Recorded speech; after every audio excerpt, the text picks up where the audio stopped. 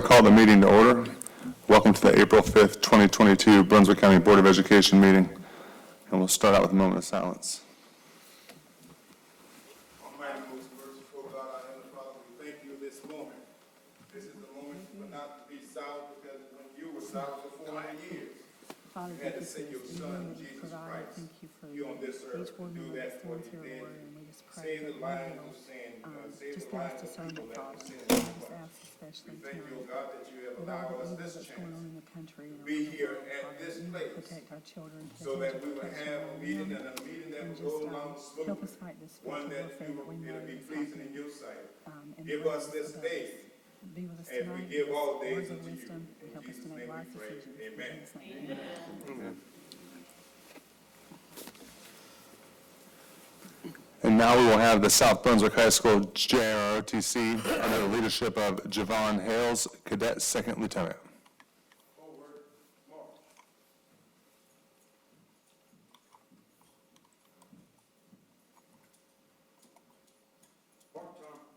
March. Left turn, march. Color guard. Present arms. Please join me in reciting the Pledge of Allegiance. I pledge allegiance to the flag of the United States of America and to the republic for which it stands, one nation, under God, indivisible, with liberty and justice for all. Order. Arms. Mark time. March. Left turn. March. Forward. March.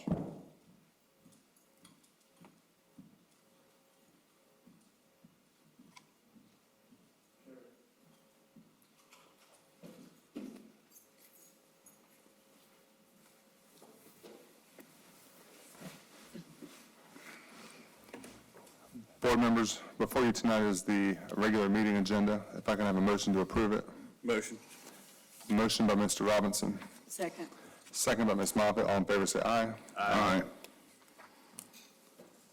Next up, we have public address.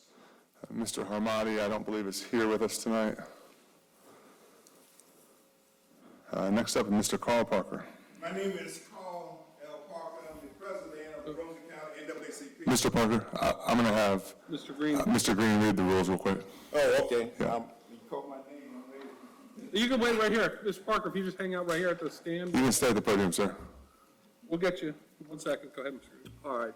Well, Mr. Parker and any other speakers who are present, the presentations are governed by public address to the board. That's Policy Code 2310. I'm going to read just a short portion of it. Presentations will be limited to 3 minutes per person, and discussions regarding particular individual employees, litigation, student records, or other matters may be required to be kept confidential, may not be discussed in open forum setting. The chairman will have the responsibility to determine matters of discussion that may be inappropriate and rule the speaker out of order if necessary. Mr. Parker, it will show 3 minutes, and it will count down as you proceed. Okay, thank you. Yes, sir. My name is Carl Parker. I'm the president of the Brunswick County National Association for the Advancement of Colored People. And the colored people, don't get it wrong, it's not for black people only, it's not for white people only. It's not for any other ethnic group only, but it's people of color, and we all have color. One of the reasons I'm here, let me mention one thing. I came here a couple of times, and I see silent on here, and it seems like it's marginalizing God, and I don't particularly like to be in a group that's marginalizing God, and I don't like a group that have an ego that is so hard that you age God out. You know, ego, you age him out. So we don't want to age him out. But one of the things I do want to mention, because of one, in the NAACP, I have committees, and one of the committees is the Political Action Group. And that committee normally will try to register folks to vote. I understand that this board does not allow this committee to go into the schools or anything to register anybody to vote. In 1870 was the year of the ratification of the 15th Amendment. Thomas Monty Peterson was the first black man to vote in 1870 amongst the Ku Klux Klansmen that was trying to stop him from voting. But he stayed in vote. Even though it didn't last, we had to go back again in 1965 to get back on target to vote. But I want to say one thing is that if we had too many Ku Klux Klansmen on this board that wants to bring back 1870, we ought to check ourselves. We don't need to keep folks out that want to educate somebody about voting and how to vote. It's not telling them who to vote for, but we don't want to bring back 1870 because it made me go back to 1664 for the racist institutionalized surveillance system passed, where the past has been taken up many times, and still the past is taken up in 2022. Don't be a part of taking up that past to restrict folks from voting. So if there's too many Klansmen on the board, then we need to check ourselves. The 17th president tried to get rid of some of that, but that still didn't work. So I'm just down to remind you and see whether you will plead to yourself to allow my political action person to come down to your schools and different things to teach people about registering and get registered to vote. It's not trying to say what party to vote for, but it's just to register. And her name is Carrie Richardson, and I think many of you might know her that has been through here with it. Thank you very much. Thank you, Mr. Parker. And next up, we have Lisa Smith.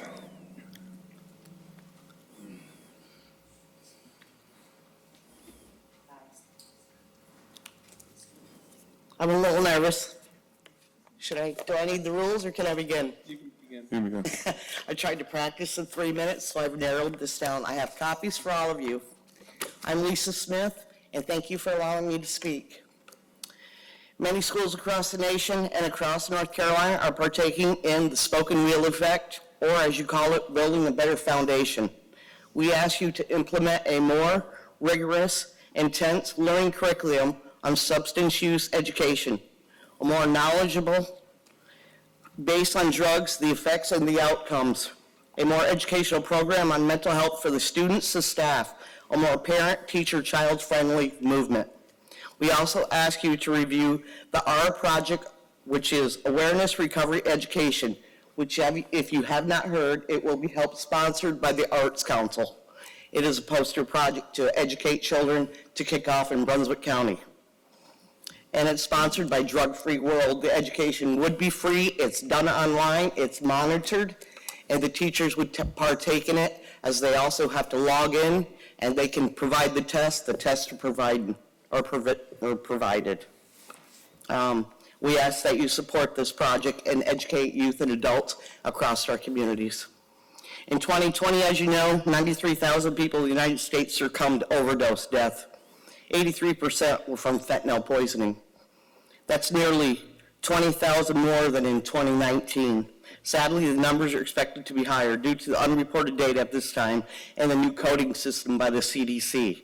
Since my letter to you all that I have emailed, and I have also spoke with Ms. Meredith, not to put her on the spot, in November of 2021, the scourge has become amplified. The total of overdose deaths for 2021 are 105,752 people across our nation, expected to be 120,000 people. Right now, that stands at 291 people a day. To date, 3,961 people have died from overdoses in North Carolina. 26% increase from 2020, when 3,132 overdoses were recorded, according to the North Carolina of the Chief Medical Examiner in North Carolina. That's 10 people a day. That's one too many by 10. My son was one of those in 2016 when it was back at 68,000. He was not a heroin user. He was trial and error. I'm hitting on my front points here because I only have 38 minutes, so I'm going to leave these words with you. Too many youths and families are feeling the wrath of destruction. At this rate, the family circuit will no longer exist within 10 years. One or both parents will also have perished to this epidemic. I will leave you with one thought. Never say, "not my child," and always one time, one try can kill.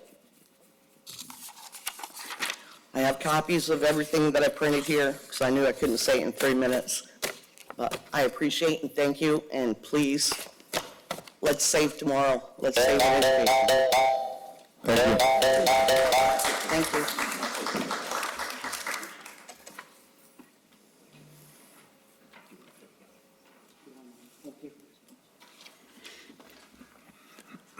Next up, we have Dawn Babich. I am Dawn Babish. Not as prepared as she was, but I will speak. I'm here to talk about neurodiversity. And as it is Autism Acceptance Month or Neurodiversity Acceptance Month, I will speak on behalf of my son, and I have two friends also that their kids go to different middle schools than my son. In Supply Elementary School, my older son, he's autistic, he's gifted, he has ADHD, and he was getting the supports that he needed. He thrived. He, in many categories, he was in the 97th, 98th percentile. He has no problems with academics. What we had a problem with was trying to get an IEP, because in order to get an IEP, even with a diagnosis, you have to prove that their diagnosis is impacting their academics. Well, we finally got that approved because of his speech. He was going to speech, he would say TH instead of F, and that was changing the way that he was writing words. So finally, we got an IEP approved. Well, fast forward, he's thriving in elementary school, but fast forward now, he's in middle school. These middle schools in this county are failing our EC children. My kid goes to Jrotc Middle. A friend of mine, her son is not twice exceptional, but he is autistic, goes to Cedar Grove. I have another friend whose son is twice exceptional, also in 6th grade, goes to Waccamaw. The EC teachers, my son's caseworker is absent at best.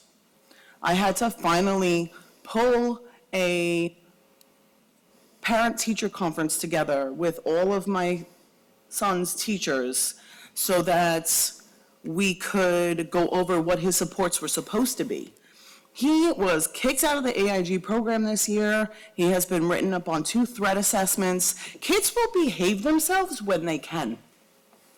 But when they are not receiving the supports that they need, they will act out, and then it will be labeled as a behavior problem. And this is a problem. My son is twice exceptional, and how many of you even know what that term means? Raise your hands. Do you know what twice exceptional means? A few of you. And for those that don't, it means that they're gifted, but they also have learning disabilities.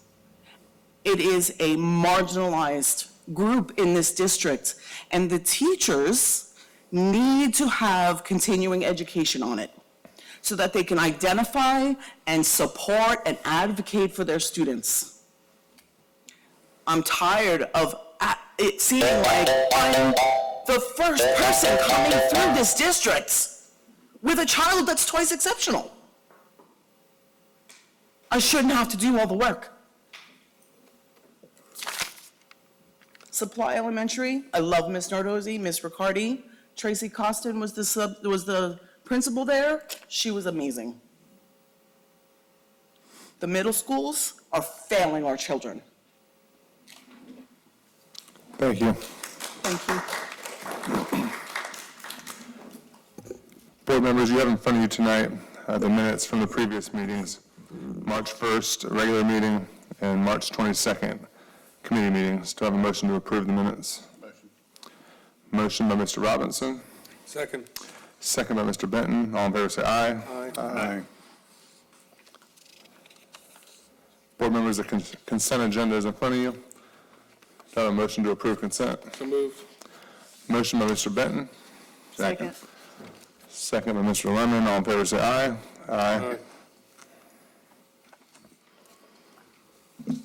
And on the action agenda, the first item is supplemental funds for teacher compensation. Ms. Cahill. Yes, Tori, if we can go to the summary of teacher bonuses first. Thought I'd give another look at what the bonuses have been for teachers this year. Bonuses for teachers. There it is. Just a summary of the teacher bonuses. Back in 2021, there was an increase in the local supplement for teachers, recurring, of $1,000 and then a $1,000 bonus. In the 21-22 school year, the one we are in, the state had several bonuses, and I'm just recapping them here. There was up to a $1,200 bonus for working summer school, $1,500 local bonus, $1,500 state premium bonus, $500 state premium bonus, $1,000 PD bonus, $300 state teacher bonus, and then this last one is what I'm here to talk about today, is a $400 state supplemental teacher bonus, and that is of recurring in nature. But just in general, the potential teacher bonus this year has been $6,400. Ms. Cahill, how much of that money came out of local funds of the $6,400? None of it. Even the local bonus was done with COVID money, but it was a locally authorized, a local bonus. And then the $400 now is also coming from the state, correct? That's correct. So this is a new allotment that came in through the current biennial budget, and it is recurring in nature, as I said, but the amount of the appropriation will vary from year to year. So what we have to take is whatever the allotment is for the year, take out the benefits, and then divide it by the number of teachers that are eligible. The state is requiring that the district or the board determine what the criteria is. No, teachers have to receive it. It has to be instructional support. And so we have laid that out in this memo here, where the recommendation is that this supplement follow the local teacher supplement parameters. So, and pay it in April, like we do the current local supplement. The eligibility will follow the same as the April supplement, which is for however many, if you work the last 5 months of the year, you will get the full amount, the $400, and then it'll be prorated if you started later in the year, which is how the supplement, the regular local supplement works as well. This is not available to administrators or central office coordinators. They're not eligible, I should say. If a staff member is on leave of absence, they must be in pay status by the final paycheck of the school in order to qualify, because this money goes away at June 30th. And the amount is prorated if paid, if part-time employed. And the current estimate for this particular year is $400. We won't know exactly how much it'll be until it's calculated. And we recommend that we move forward with this criteria in order that we can distribute these funds in the April paycheck. Motion to approve. Motion to approve by Mr. Benton. Second. Second by Mr. Lemon. All in favor, say aye. Aye. And next we have Senate Bill 654, Dr. Rhodes. As required by the state, board members, until a change comes, you are required by law to make a monthly vote on the mask mandate. So we will have to continue that until that changes. I move to continue as we are at the present, optional. Motion by Mr. Robinson to keep masks optional as it currently is. Do I have a second? Second by Ms. Moffitt. All in favor, say aye. Aye. Nay. I just don't think we should have to vote on this anymore, so I'm a no. The whole thing. Tori, it's a 4-1.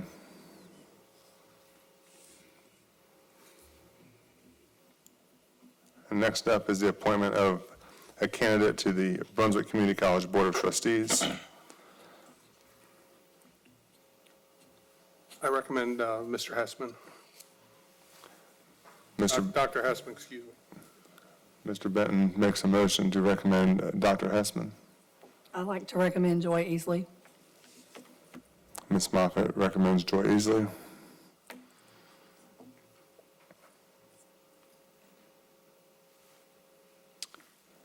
All right, we'll call a vote. First up, all in favor of Dr. Hessman being appointed to this position, say aye. Aye. Nays? Nay. No. Nay. That's a 3-2, Tori. And next up is Joy Easley. All in favor of Joy Easley, say aye. Aye. All right, and the nays? Nay. Nay. All right, neither one is appointed. Is there any other nominations? Nominate Mr. Hewitt. What's Mr. Hewitt's first name? Zachary. Zachary Hewitt, okay. I remember seeing that name. He was in the list of candidates. Okay. My opinion at this time, board members, is that we table this again until there's a consensus of who we want to put on the board. I agree. I would withdraw that nomination. Mr. Robinson's going to withdraw his nomination. Anybody else have anything else? Can I hear a motion to Withdrawing table with, it? are you withdrawing with wanting to nominate or go with somebody else, or? Mr. Hewitt, I mean, if Mr. Barger recommends to take it back to the table, I would agree with that. Okay. Are you making that motion, Mr. I Robinson? will make that motion. Mr. Robinson makes a motion to table it. Second. Second by Mr. Benton. All in favor, say aye. Aye.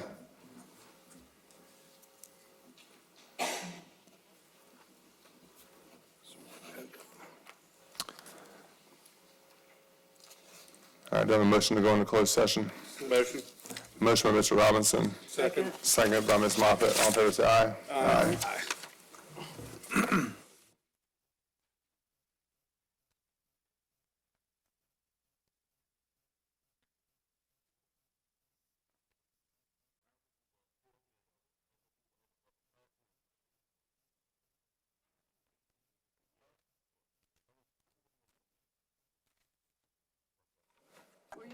Well, I don't have it. She took it. We'll call the meeting back to order. Motion to approve personnel list? Mr. Benton makes a motion to approve the personnel list. Mr. Robinson seconds it. All in favor, say aye. Aye. Dr. Rhodes, do you have any announcements?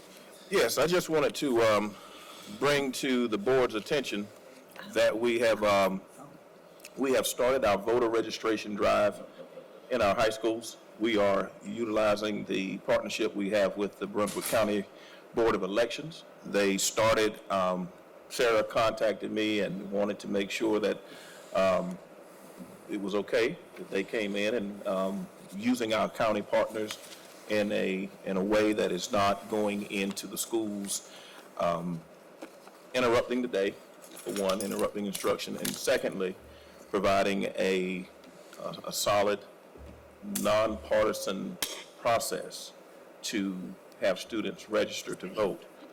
They started last week. The first of these registration drives started at West on last Wednesday.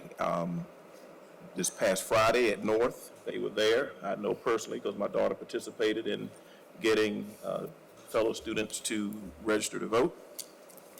And tomorrow, as a matter of fact, today at Early College High School, the Board of Elections representatives are there, and they'll be at South High on the 14th.